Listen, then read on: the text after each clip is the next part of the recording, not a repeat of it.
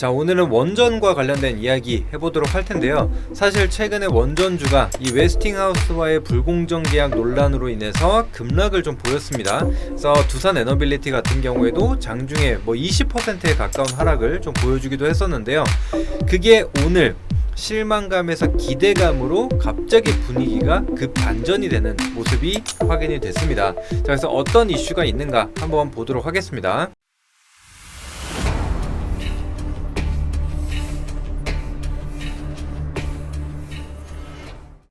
반갑습니다. 주고리즘의 강호진입니다. 자, 트럼프 행정부 한국이 미국 와서 원전 지어달라 제안했다라는 겁니다. 그래서 어떤 게 생각나죠? 바로 조선이 생각나실 겁니다. 조선 같은 경우에도 한국에 손을 내밀었고 그 이슈로 인해서 조선주들이 엄청나게 강한 상승을 좀 보여줬죠. 그래서 이러한 기대감이 좀 원전에도 실리고 있다라고 생각을 하시면 좋을 것 같습니다. 그래서 조금 더 자세한 내용을 한번 보도록 할게요. 자, 그래서 도널드 트럼프 미국 행정부가 자국의 원전 확충을 위해서 시공 능력의 강점을 가진 한국의 적극적인 참여를 희망한다라고 얘기를 했다라는 겁니다. 그래서 기대감이 좀 실리게 됐고요. 자, 그 아래를 한번 좀 보게 되면은, 자, 이전에도 트럼프 대통령은 지금 원전을 확충하겠다라고 얘기를 했었죠. 그래서 이제 설비 용량을 400기가와트로 확대를 하겠다. 그런데 지금 추가적으로 300기가와트가 필요한 건데, 그렇게 따지면 300기 분량에 해당한다라는 거죠. 그래서 이제 본격적으로 이제 원전에 대한 르네상스가 펼쳐졌다, 이런 얘기들이 나오고 있는데, 여튼 이러한 내용이고, 자, 그래서 지금 왜 한국에 손을 벌리려고 하느냐, 이 부분을 한번 볼 텐데, 자, 미국 같은 경우에 이전에 1979년에 원전 사고가 있었습니다. 그래가지고 이 건설 인허가가 장기간 중단됐다. 그래서 사실상 붕괴됐다라고 얘기를 합니다. 자, 그렇기 때문에 지금 웨스팅하우스 같은 경우에도 원천 설계 기술을 가지고 있습니다. 그래서 이 지재권을 가지고 있기는 하나 시공 역량이 어때요? 없다라는 겁니다. 즉 반도체로 치면 팹리스 기업이라는 거예요. 설계만 한다라는 겁니다. 자, 그렇기 때문에 우리나라 같은 경우에는 이 종합 시공 능력을 갖추고 있는 나라기 때문에 여기에 손을 벌린다라는 거예요. 그래서 이제 우리나라가 좀 어느 정도의 협상력을 가질 수가 있겠다라는 거죠. 그래서 이런 부분이 이제 기대감으로 전환이 됐다라는 거고, 앞서 말씀드린 대로 이 한미 조선업 협력 프로젝트인 마스가와 같은 전략적 의미를 가질 수도 있다라는 관측이 나온다라는 겁니다. 그래서 이 내용이 사실 답니다, 아직까지는. 자, 그런데 이전에 어떤 이슈가 있는지 그 부분도 한번 봐야겠죠. 조금 더 자세하게 한번 보면요, 이 아래 지금 향후 50년간 원전 한 기를 수출할 때마다 웨스팅하우스의 기술료 2,400억 원 정도, 그 다음에 9천억 원 정도의 기자재를 구매하겠다라는 조항이 핵심이라는 겁니다. 그리고 나서 또 유럽 쪽이 지금 큰 시장이라고 좀 보시면 되는데, 미국은 당연히 포함이죠. 거기에 대한 신규 원전 사업을 수주하기로 합의했다라는 겁니다. 그래서 지금 가장 큰 시장이라고 볼 수 있는 미국과 유럽에 진출을 못한다. 이건 상당히 손실을 보는, 손해가 되는 불평등 계약이다라고 얘기가 나왔던 거죠. 자, 그런데 지금 이 아래를 좀 보시게 되면은 사실상 지금 이 지재권을 피할 수 있는 자체 능력을 좀 갖췄다라고 판단하고 독자 수주에 나왔다가 분쟁이 터졌다라는 거예요.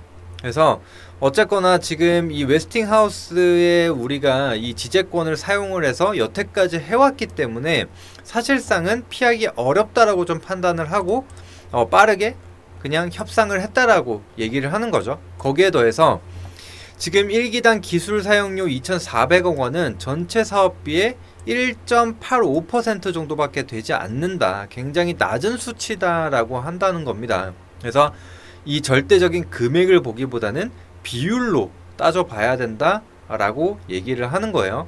자, 그리고 저 하단에 보면은 또 이제 최근에는 대형 원전보다는 이 SMR과 관련된 이야기들이 좀 많이 나오고 있는데, 아직 웨스팅하우스 같은 경우에는 이 SMR 사업을 본격적으로 하고 있지 않다라는 겁니다. 그런데 이제 한국의 SMR 수출 때 검증을 하겠다라고 하는 거는 자신의 기술이 들어가 있는지 안 있는지 이것만 파악을 하겠다라는 겁니다. 그러면서 기술료를 받아야 할 대상이 아니라면 그만큼 비용도 발생하지 않는다라고 좀 보는 거죠. 자, 그런데 한 가지 우려는 과연 가능성이 없을까? 검증을 하는 단계에서 요거는 아직 물음표예요.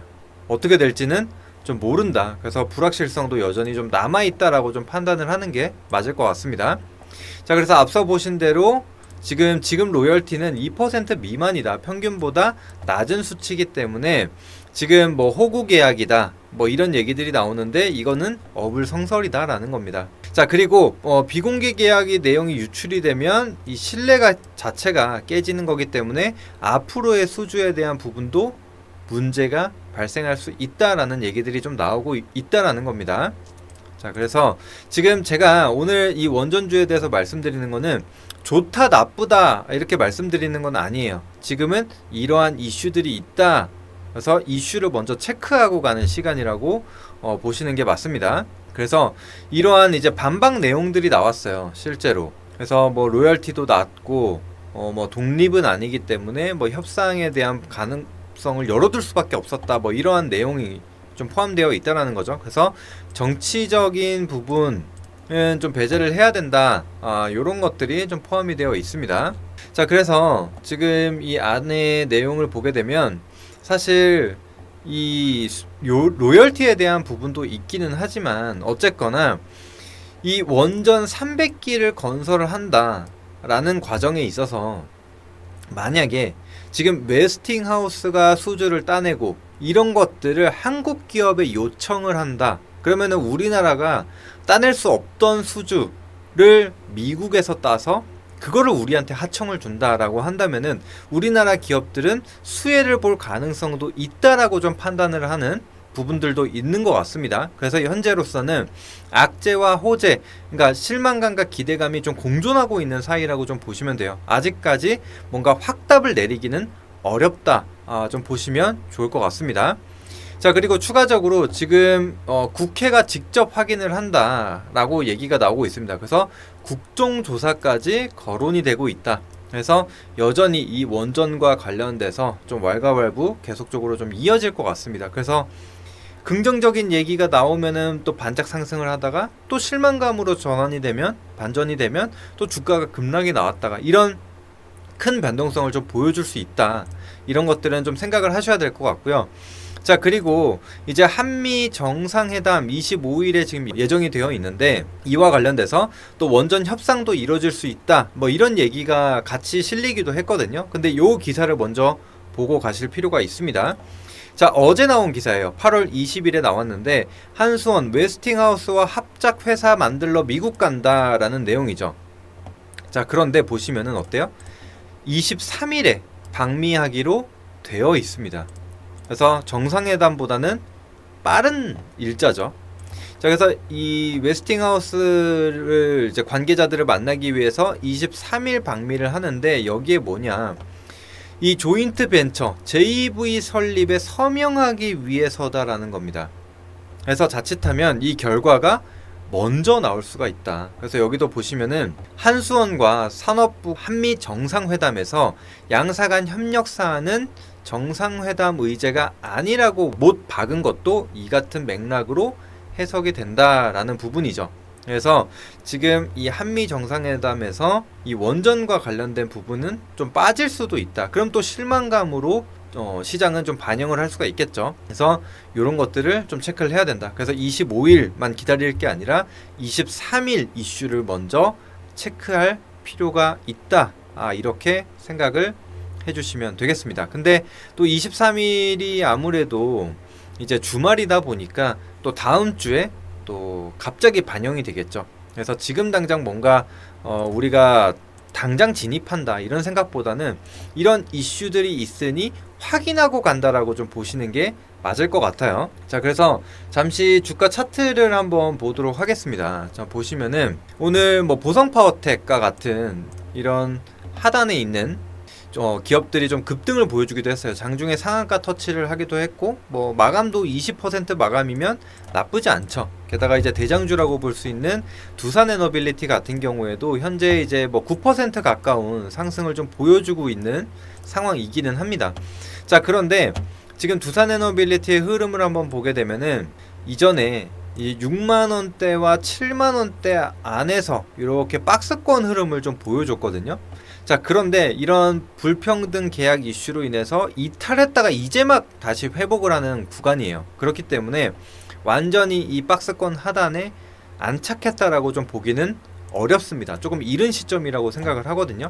그래서 일단 1차적으로 6만원대 안착을 먼저 확인을 한다. 근데 만약에 추가적인 상승이 좀 이어진다라고 한다면은 우리는 7만원 부근에서 차익을 챙길 준비를 해야 된다 라고 좀 보시면 좋을 것 같습니다.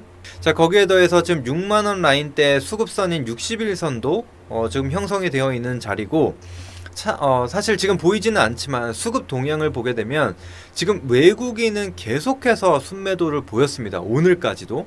자, 그런데 오늘 이 개인이 던진 물량, 그 다음에 외국인이 내놓은 물량을 기관이 받아가는 모습을 좀 보여줬거든요.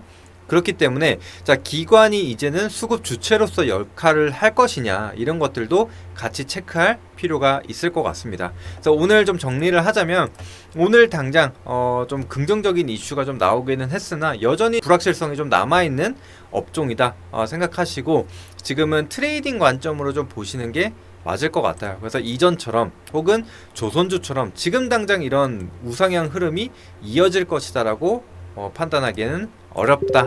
이렇게 정리해드리도록 하겠습니다. 자, 오늘은 이렇게 간략하게 원전주와 관련된 이슈 살펴보는 시간 가져봤습니다. 자, 오늘 영상 여기서 마지막 마무리하도록 하겠고요. 또 다음에 또 좋은 내용으로 인사드리도록 하겠습니다. 감사합니다.